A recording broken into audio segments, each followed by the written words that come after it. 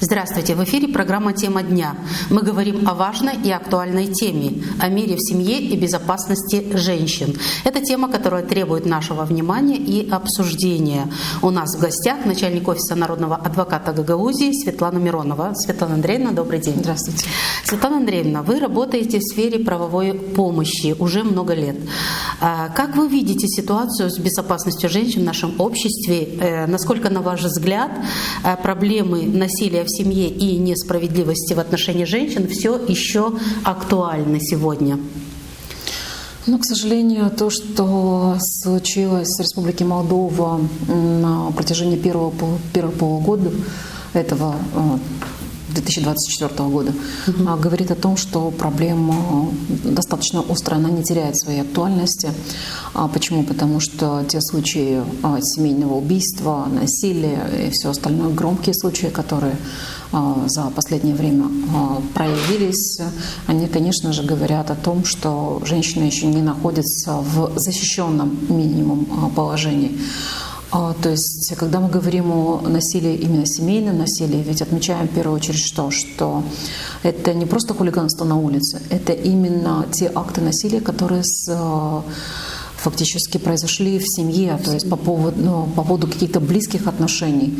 И не обязательно, что это супруги, которые сейчас зарегистрированы, это может быть в том числе и бывшие супруги. И масса примеров тому, когда действительно женщины погибают. И независимо от того, что Республика Молдова неоднократно уже была осуждена в Европейском суде по правам человека, независимо от того, что законодательство в этой области активно развивается, все равно, к сожалению, у нас все чаще и чаще происходят случаи насилия в семье.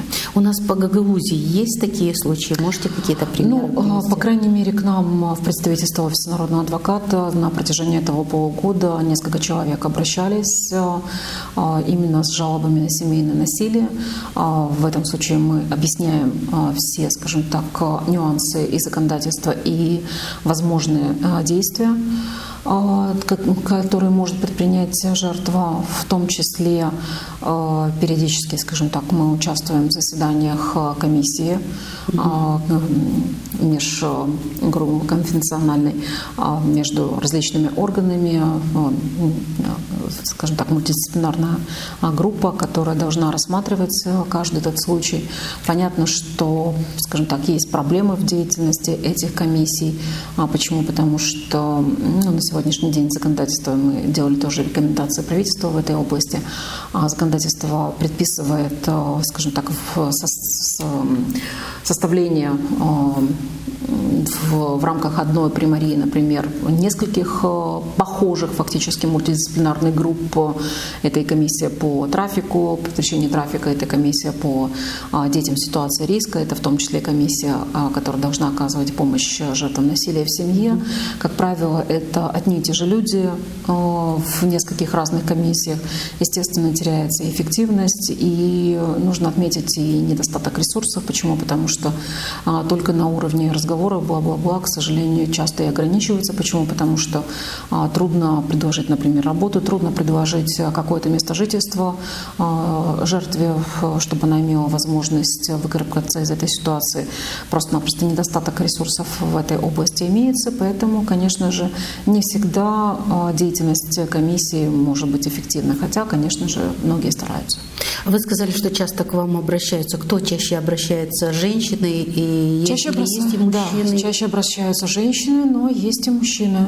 Есть мужчины, которые жалуются на насилие со стороны бывшего, в принципе, супруги, детей.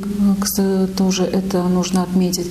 Достаточно часто страдают действительно пожилые люди, которые жалуются на то, что при всем том, что они, допустим, подарили, завещали свое имущество, например, внукам, они не видят никакой помощи и чаще видят именно насилие.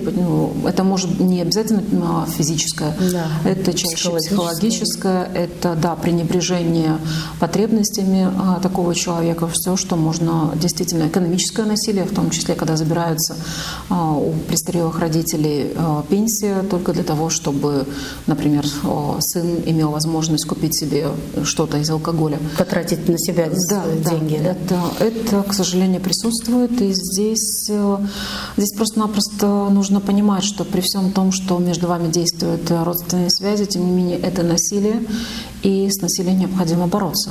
То есть привлекать на свою сторону все средства помощи, которые возможны, в том числе и установленные законодательством. А как вы считаете, каковы основные причины насилия в семье? Ну, наверное, все-таки это больше психологического плана, это в том числе недостаток воспитания, это проблемы, в том нужно отметить и бытовые проблемы, когда чаще всего, наверное, люди не могут справиться со своими проблемами, с долгами в том числе, да, с ситуацией, которая и вымещают все свое бессилие перед этой проблемой, вымещают просто-напросто на близком человеке. Это один момент. Второй момент — желание контролировать, желание где-то унижать в том числе. То есть это психологические проблемы самого человека. Ни в коем случае нельзя говорить о том, что, например, жертва сама вызвала какое-то поведение. В конце концов, муж ее избил только из-за того, что якобы на нее кто-то посмотрел. Или она якобы куда-то в сторону оглянулась. Нет, это проблема самого агрессора. Прежде всего самого агрессора. То есть неважно, мужчины, женщины. У нас есть и дети агрессоры, поэтому я имею в виду выросшие уже. Поэтому, конечно же, недостаток, в том числе психологической помощи, здесь сказывается. Необходимо выявлять такие случаи, необходимо быть очень внимательными к тому, что происходит. И нельзя здесь говорить о том, что это какой-то способ доносительства или еще чего-то. Да, понятно, что у нас действует стереотип, кстати, чужая семья потемки, ни в коем случае туда не нужно лезть.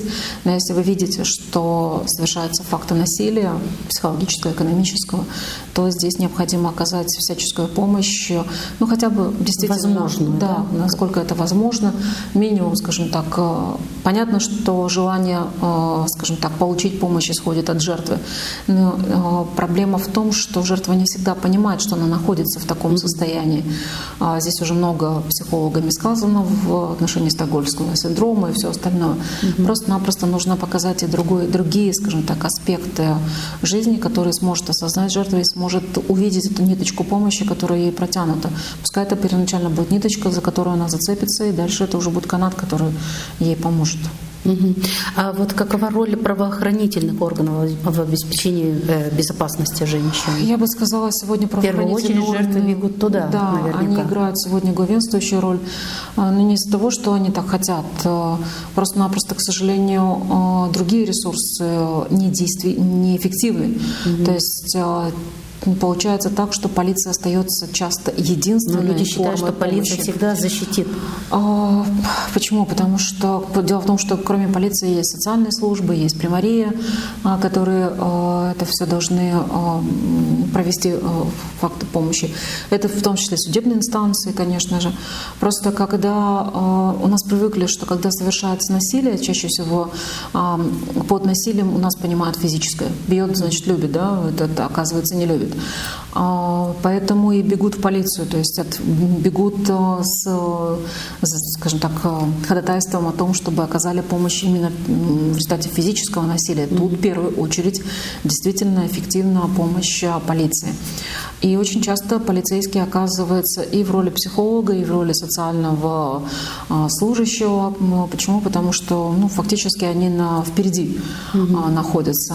А при всем том, что у них нет всех тех ресурсов, которые им приписывают, максимум законом определено, что если есть серьезная угроза жизни, то они выдают незамедлительное ограничительное предписание, которое действует 10 дней, и дальше уже оказывают помощь профилактическую, скажем так, берут эту семью на контроль, в том числе напомню, что сегодня стоит воспользоваться помощью правоохранительных органов, судебных инстанций, когда агрессору специально надевают электронный браслет, то есть организуется система электронного наблюдения, не дают возможности приблизиться к жертве, предупреждают жертву о том, что агрессор где-то рядышком.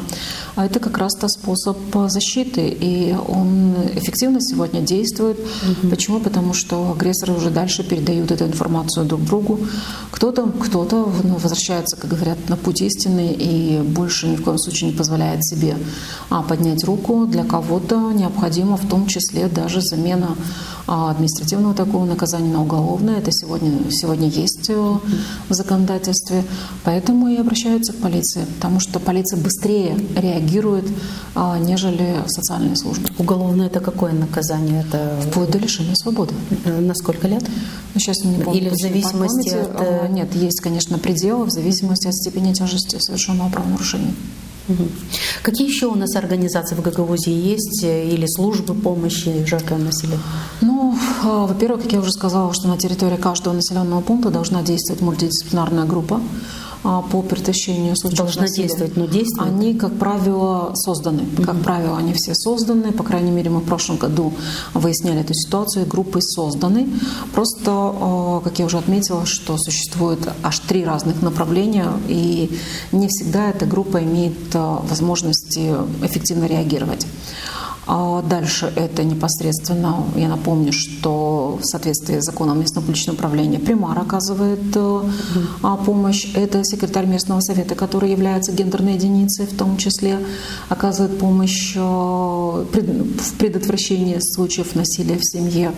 Это все социальные службы, то есть социальный ассистент в первую очередь непосредственно этого сообщества. Он в первую очередь дальше предоставляет помощь необходимую. Конечно же, все органы власти абсолютно, как правоохранительные органы, так и исполнительные органы власти. Ну и нужно отметить, что плюсом, огромным плюсом, скажем так, для Гагаузии является создание шелтера, то есть Центра по оказанию помощи жертвам насилия в семье, который действует у нас уже несколько лет. И это ряд неправительственных организаций, которые в том числе, это и Веста, это и Проевропа периодически, ряд других организаций, которые оказывают эту помощь, вплоть до временного размещения лица, который оказался в ситуации насилия в семье. Роль правительственных организаций в оказании помощи? Давайте скажем так, что это и методологическая помощь, это и, в принципе, все виды помощи именно государственные органы власти в первую очередь оказывают. То есть по закону, начиная от Национального совета, Консультативного совета по предотвращению насилия в семье, то есть на правительственном уровне созданы специальные комиссии, которые периодически проводят заседания, оценивают законодательство. Естественно, из этих оценок рождаются новые предложения. Почему? Потому что, например, когда мы работали по этому направлению, непосредственно офис народного адвоката, наше представительство, мы отметили, что вот именно эту проблему, что полицейские оказываются на переднем фронте без того, чтобы им помогали. Один момент. Второй момент сегодня всплыл, это то, что да, у нас созданы специальные центры для жертв, допустим, но нет таких центров для агрессоров. Почему? Потому что всем понятно, что агрессорам нужна в первую очередь психологическая помощь. Это раз такого центра, не знаю, если можно создать. Это в полиции, скорее всего. Полиция сегодня не является тем местом, которое исполняет наказание. И это в том числе проблема, допустим, каким образом исполнять незамедлительные ограничительные предписания, особенно в зимний период, когда ты агрессора выселяешь на 10 дней, а на улице мороз, и полиция говорит, мы несем ответственность за всех, в принципе. Поэтому, конечно же, такого рода центры, они могли бы способствовать перевоспитанию агрессоров. Приведу себе пример, некоторую аналогию, скажем так, когда виновники ДТП, особенно со смертельным исходом, они направляются специально в морг для того, чтобы они видели, скажем так, последствия своего поведения. Не могу сказать, что эта же методика может пригодиться для агрессоров. Поучительная методика, я вам скажу. Думаю, что такие методики существуют именно для того, чтобы направить агрессора в плане социализации, ресоциализации. Просто-напросто пока, опять же, необходимы ресурсы. А скажите, а вот какова роль образования и осведомленности общества в предотвращении насилия в семье? У нас в Гагаузии проводятся какие-то там тренинги, не знаю что. Ну, конечно же, проводятся. Если первоначально... В средствах массовой информации, может. Только после того, когда был принят закон 45-й, первоначально, скажем так, эта тема воспринималась такие вплоть до того, что нет у нас насилия, и все это навязано нам Западом, то на сегодняшний день уже произошло осознание того, что действительно эта проблема, в том числе наша, имеется в виду, она здесь периодически проявляется как таковая. Поэтому, конечно же, тем более, когда вместо женщины только на кухне или где-то там. Да, Ким Бурдэ-Чорбаджиев, может быть. Но ситуация стала в последнее время активно меняться. Наверное, стала она больше меняться в связи с тем, что женщина на себя взяла функцию добытчика где-то в каком-то смысле, и она осознала свою важность. Ну и больше стали говорить возможность об этом. Заработка в том числе. Ну и, конечно же, необходимо получение информации. То есть одно время мы отмечали, что произошел рост, по крайней мере, информационных сообщений о случаях насилия в семье. Но нельзя сказать, этот рост, скажем так, причиной этого роста якобы стало только сами случаи насилия. Это прежде всего информационная поддержка. То есть когда в учреждениях образования, когда на уровне специализированных органов власти проводятся разъяснительные мероприятия, то есть объясняют, что такое насилие, каким образом реагировать, как сотрудничать в тех или иных случаях, то, конечно же, от этой информационной поддержки уже растет эффективность тех действий, которые предпринимаются органами власти. И да, и органы власти понимают, что непринятие мер просто-напросто служит поводом для привлечения к ответственности. А какова роль мужчин в борьбе с насилием в семье и поддержка жертв? Ну, давайте скажем так, что в зависимости от того, насколько супруги сопереживают друг другу, насколько они понимают друг друга, сочувствуют друг другу, конечно же, зависит прежде всего, как будет развиваться их семья. И я думаю, что уважающий себя мужчина, и тем более, который любит и уважает свою женщину, он никогда не позволит себе поднять руку, прежде всего. Обидеть или унизить? Обидеть и унизить, да, конечно. То есть это прежде всего психологическая проблема. Где-то, конечно, они проблемы с родом из детства. Почему? Потому что образцы семейного воспитания не впитываются, конечно. Поэтому если в семье своей, скажем так, вы видели в детстве случай насилия, то очень высока вероятность того, что это насилие вы будете проявлять по отношению к близкому. Просто-напросто для вас это нормальная ситуация. Поэтому важно и то, как поведет себя в ответ на первые проявления насилия, в том числе женщина. Да?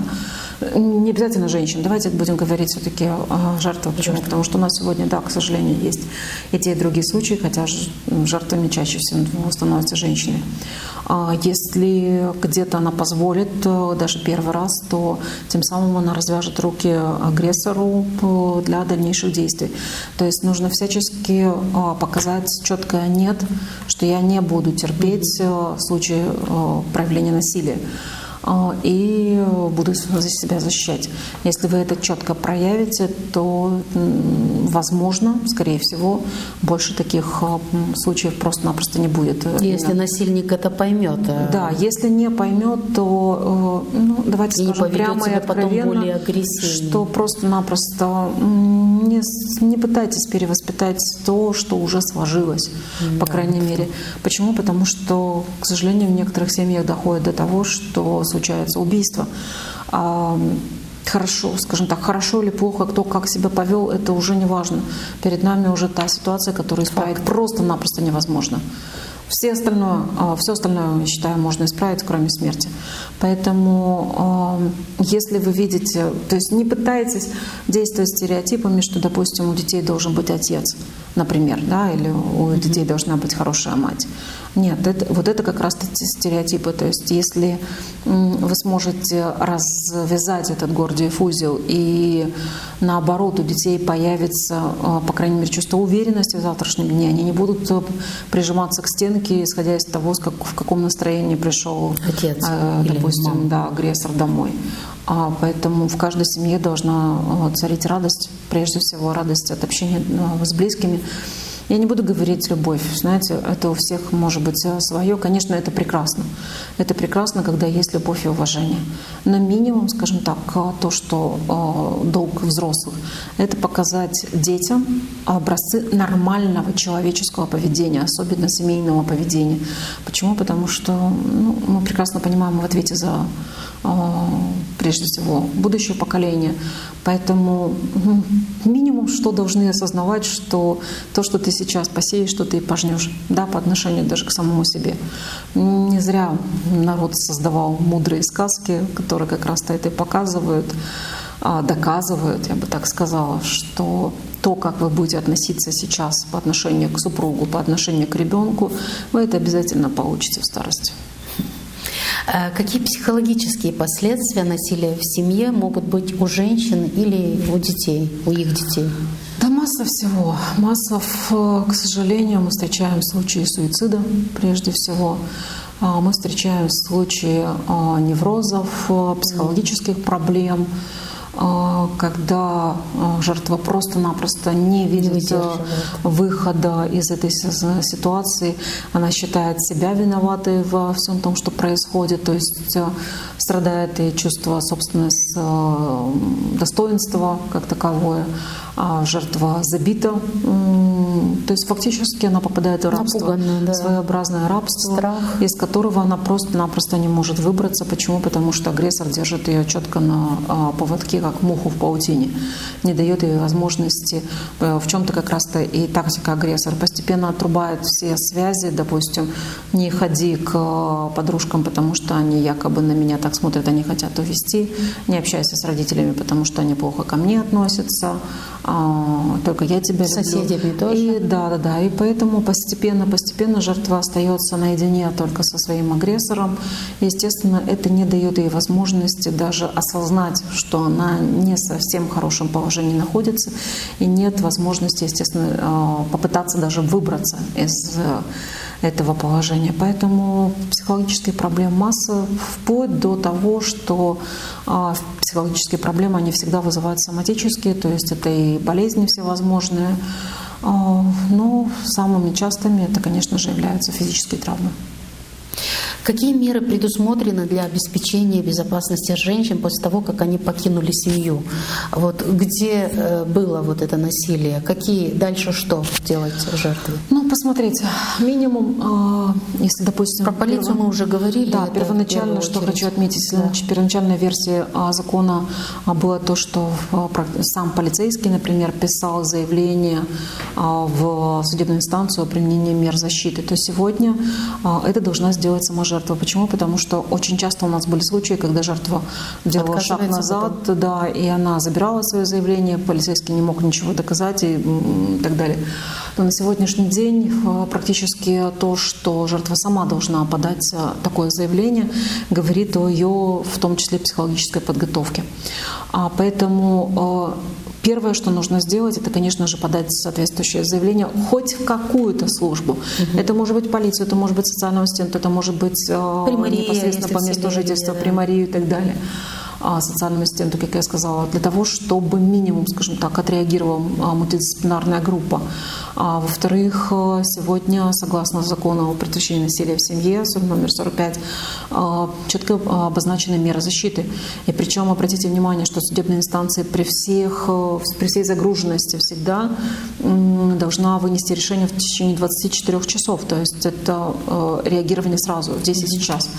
И эти меры защиты, они предписывают, например, до 3 месяцев выселения из общего жилища, запрет на приближение к месту жилища, к месту работы, месту учебы детей, например, и так далее.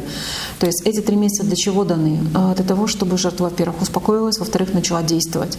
То есть решать те вопросы, которые возникли. Это может быть, скажем так, подача иска о разводе, определение места жительства детей. Это может быть иск, в том числе о разделе имущества. Это достаточно важно. Почему? Потому что в случае раздела, по крайней мере, будут установлены уже границы, где твое, где мое, и куда ты не можешь ни в коем случае заходить.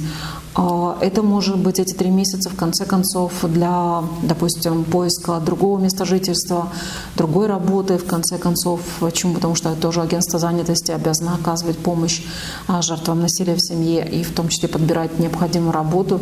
То есть фактически делается такая стартовая площадка, в течение которого времени можно что-либо предпринять. Опять же, эти 3 месяца, если вдруг будут факты повторения или попыток, по крайней мере, можно еще раз продлить. То есть у жертвы будет какое-то время.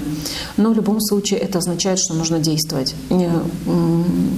Как самостоятельно, так и с помощью поддержки органов власти. А есть какая-то финансовая помощь жертвам? Ведь в большинстве случаев может быть, что жертва схватила сумку, убежала женщина, и все, дальше что? Сегодня прямо вот такой вот финансовой помощи, которая могла бы выделяться, нет. Но давайте отметим, государство. Да, давайте отметим, что у нас существуют те же шелтеры, то есть куда можно поселиться на срок до полугода минимум, и это размещение бесплатно будет как для жертв, так и для ее детей. Это, возможно, социальное пособие, если она, допустим, будет претендовать и, естественно, имеет право на социальное пособие. У нас в Гагаузии пока еще действует право на материальную помощь. Это в том числе в зависимости от количества детей. Это есть служба социальной поддержки семей с детьми, когда выплачивается пособие на семью с детьми до 4000 леев на каждого ребенка, но опять же в зависимости от потребностей, то есть оцениваются все риски, в которых находится эта семья, и есть возможность получить эту социальную поддержку. Поэтому нужно обращаться к социальному ассистенту, который перечислит все те возможные меры, которыми можно воспользоваться. Но не зря я сказала, что это поиск работы, может быть, поиск нового места жительства, если в этом есть необходимость. Да, хорошо, когда вы дом построили вместе, у вас есть, по крайней мере, свой собственный кусочек, который вы можете обособить, и дальше уже полагаться на помощь полиции, которая будет реагировать, если вдруг агрессор нарушит ваше личное пространство. Но если вы желаете абсолютно полностью изменить ситуацию, то сегодня стоит воспользоваться минимум вот этой вот шелтерской помощью. Какие меры могут быть предприняты для поддержки детей, которые стали свидетелями насилия в семье? Это прежде всего психологические, конечно же, способы защиты. Бывают случаи, когда дети уходят? Бывают. И у нас на территории Гагаузии были такие случаи. У нас были случаи, когда дети жаловались именно на насилие со стороны своих родителей, в том числе. Таких детей после изучения всей ситуации были приняты решения, в том числе помещения в специальные социальные центры для детей-подростков, в том числе на территории Кишинева. Да, такие случаи были. Естественно, что местные органы власти тоже должны получать помощь и поддержку в том смысле, что они должны иметь информацию, что делать в той или иной ситуации, и иметь возможность реализовать свои полномочия. Поэтому дети должны, понятно, что, давайте скажу самое главное, что дети в принципе должны проживать в семье, а родители просто-напросто обязаны осуществлять свои родительские функции, ни в коем случае не прибегая к насилию. Это то, что сегодня зафиксировано, начиная с Конституции и заканчивая законом о правах ребенка. Поэтому за неисполнение своих родительских функций, тем более применение насилия, родители штрафуются. На сегодняшний день административная правонарушительная ответственность у нас предусмотрена. Поэтому если вдруг Посмотрите, было принято специальное постановление правительства номер 270, которое касается именно того, каким образом взаимодействуют медики, педагоги, социальные службы в отношении выявленных случаев насилия. То есть здесь должны быть очень внимательны учителя, воспитатели. Допустим, они обнаружили синяки на теле ребенка, они видят, что ребенок психологически не такой, как должен быть. Поэтому это сразу же первый звоночек для того, чтобы привлечь внимание всех остальных и для того, чтобы проанализировать, не находится ли ребенок в опасности. И дальше уже, естественно, должны быть предприняты действия в зависимости от ситуации. То есть это минимум, скажем так, беседы с родителями, с теми опекунами, которые воспитывают ребенка сейчас, и заканчивая даже случаями отобрания детей из семьи. То есть все зависит от того. Такие случаи? Ну, мы лично этим не занимаемся, мы по компетенции. По Гагаузии, конечно же, были. Знаете. К сожалению, были такие случаи, когда ребенка действительно отбирают из семьи. И куда размещают? В социальный центр. Специальные центры у нас есть на территории Республики Молдова. На территории Гагаузии у нас пока еще нет. Должны были открыть, по-моему, открыли что-то, временный центр в Чедрунге, в Камрате, на базе второй бывшей школы гимназии имени Курогла тоже такой центр при посредничестве организации Веста он был открыт, но, насколько мне помнится, так еще пока и не начал активную работу. По крайней мере, для этого все есть необходимое. Там уже остались некоторые мелочи как таковые. Поэтому социальные центры для детей созданы, временного размещения. Дальше уже все будет зависеть от того, насколько родители одумаются, осознают. И, конечно, с каждым ребенком ведется уже индивидуальная работа. И с семьей также. Да. А вот как вы оцениваете роль семейных консультантов, если такая услуга у нас вообще есть, в лечении последствий насилия в семье? Ну, честно говоря, не слышала про семейных консультантов. У нас есть... Нет такой услуги у нас, да? Но как бы было бы неплохо. У нас есть центры дружественной молодежи, где работают, то есть психологи как в Камрате, так и в Чедрунге, очень активно.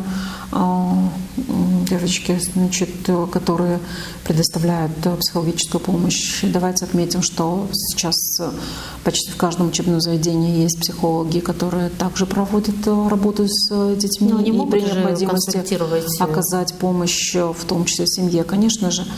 Но дальше все зависит от желания непосредственно самих членов семьи, насколько они хотят обращаться. Здесь должно быть обоюдное согласие и мужа, и... Ну, как сказать, нет. Первоначально хотя бы одного, дальше уже в зависимости от ситуации. То есть каждый принимает решение индивидуально, насколько он готов продолжать жить в таких же условиях.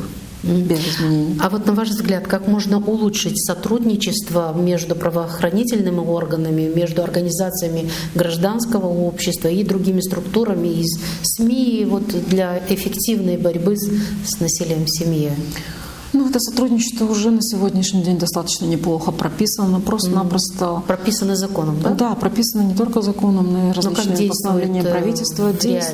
Действует просто-напросто у нас на сегодняшний день, чтобы еще, скажем так, добавить, изменить, это все-таки получение ресурсов, в том числе финансовых ресурсов, для того, чтобы оказывать минимальную финансовую помощь в периоды, скажем так, когда в том числе жертва, допустим, ушла из дома, общего пока на поиске работы. Вот здесь финансовые ресурсы необходимы. Это может быть какое-то социальное жилье, предоставление социального жилья. То есть эти ресурсы нужно просто-напросто изыскивать и помогать. Какие профилактические меры могут быть эффективны для сокращения случаев насилия в семье? Это информация, предоставление информации о том, что такое насилие. Значит, да, конечно. Что такое насилие, виды насилия, каким образом оно проявляется в семье и куда необходимо, точнее, к кому необходимо обращаться за помощью. Вот это, наверное, самое главное. А уже дальше, еще раз повторяю, что все будет зависеть от желания самой жертвы. А давайте раскроем чуть-чуть виды насилия, чтобы было понятно нашим. Согласно закону, у нас на сегодняшний день достаточно много видов насилия. Это и физическое насилие, и психологическое насилие, экономическое насилие, духовное насилие, сексуальное насилие в том числе, стоит отметить. То есть фактически это все те ситуации, когда жертве плохо. Другой вопрос, что у нас на сегодняшний день, допустим, органы полиции сталкиваются с проблемами, каким образом доказать психологическое насилие, экономическое насилие, физическое духовное. еще понятно, да, сексуально понятно. Вот Но психологическое для как этого доказать? привлекаются сегодня эксперты, психологи, которые могут оценить ситуацию с помощью всевозможных диагностических методов. Составляется, естественно, оценка личности по каждому конкретному случаю. И дальше уже судебная инстанция, естественно, определяет, оценивает эту ситуацию по тому, что случилось. Самый простой пример психологического насилия, что вы можете привести? Ты никто. Без меня ты никто. Вот просто-напросто. Это очень часто, когда просто-напросто всевозможными способами жертва унижается. Когда чувствует себя ничтожеством в итоге. Да, Светлана Андреевна, какие рекомендации вы могли бы дать членам общества, желающим помочь в борьбе с насилием в семье и поддержать жертв? Прежде всего быть внимательными. Быть внимательными. Почему? Потому что принцип «моя хата с края, ничего не знаю», он не действует. Прежде всего на этом месте можешь оказаться ты. Прежде всего, да. Поэтому, знаете, понимать, что без твоей помощи этот человек просто-напросто не выживет, даже так.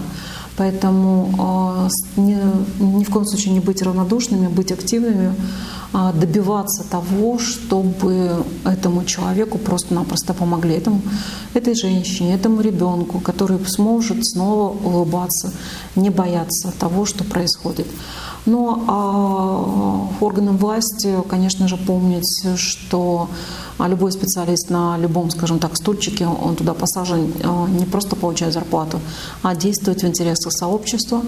То есть не быть простыми статистами и регистрировать, допустим, каждый случай, а качественно выполнять все те полномочия, которые на сегодняшний день возложены законом. И даже если вы видите, что что-то не до конца отрегулировано, может быть, в законодательстве, то предлагать, добиваться того, у нас сегодня такие возможности есть, чтобы эти изменения все-таки были внедрены. Светлана Андреевна, я благодарю вас за ваши ценные рекомендации и разъяснения. Наша передача подошла к концу. Вы смотрели программу «Тема дня». До встречи в эфире.